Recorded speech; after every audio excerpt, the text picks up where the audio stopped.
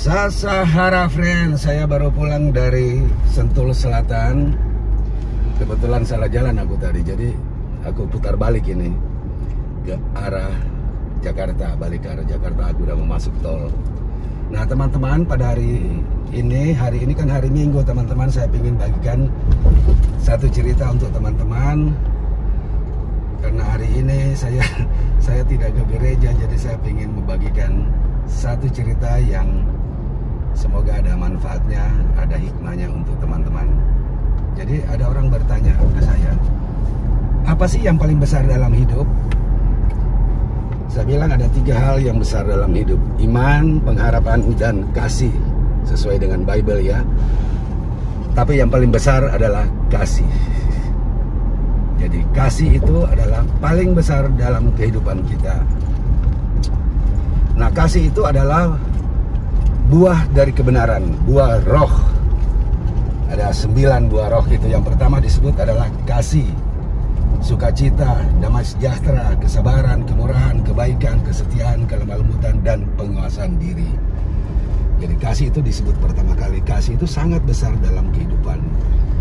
Nah, bagaimana supaya kita itu tinggal tetap di dalam kasih, di dalam tetap kita mengasihi? Kita harus tinggal pada pokok anggur.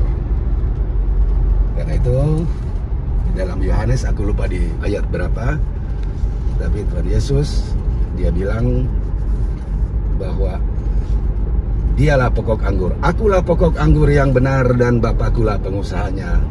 Setiap ranting padaku yang tidak berbuah dipotongnya, tapi setiap ranting padaku yang berbuah dibersihkannya supaya dia lebih banyak berbuah. Jadi supaya orang itu ada buah kebenaran, buah roh, kita harus tinggal pada pokok anggur. Yesus bilang, akulah pokok anggur, gitu loh. Jadi kita harus tinggal pada pokok anggur, teman-teman. Nah, ini kebetulan satu ketika ada satu orang jemaat, dia dengar pendeta berkhotbah seperti itu. Dia bilang, Pak Pendeta, Pak, saya sudah melakukan itu, Pak Pendeta. Jadi ada orang nampar pipi kanan saya kasih pipi kiri saya. Oh, itu bagus itu, kata Pak Pendeta. Sebulan kemudian kaget Pendeta. Ternyata orang ini ada di lembaga pemasyarakatan, masuk ke penjara. Terus Pak Pendeta ketemu dia, loh kok kamu bisa ada di sini, kenapa?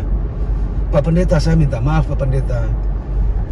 Jadi ada orang yang mukul saya, mukul tempeleng saya, nempelin pipi kanan, saya kasih pipi kiri. Tapi dia malah mukul terus Pak Pendeta. Dia pukul ulu hati saya. Aku ingat-ingat di Bible nggak ada tulis di ulu hati. Kalau mukul di ulu hati kan nggak ada di Bible. Saya balas, mati Pak Pendeta orangnya. Karena itu saya masuk penjara. Ya inilah, kamu salah menerjemahkan apa yang disampaikan oleh Bible. Ya itulah, jadi kita pada kesempatan ini cuma cerita selingan aja tentang itu. Sebenarnya pada prinsipnya dalam kehidupan kita harus mengasihi. Karena kasih itu nggak bisa dipikirkan dengan logika kadang-kadang ya.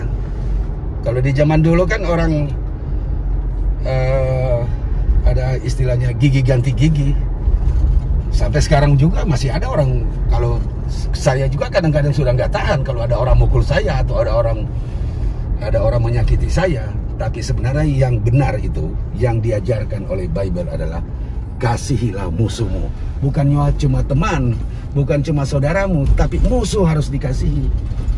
Karena kasih itu adalah yang paling besar dalam hidup. Karena itu ajaran dari Bible itu logikanya terbalik sebenarnya. Kalau ada orang menyakiti harus kita balas. Nah itu logika di Bible itu diputar teman-teman ya.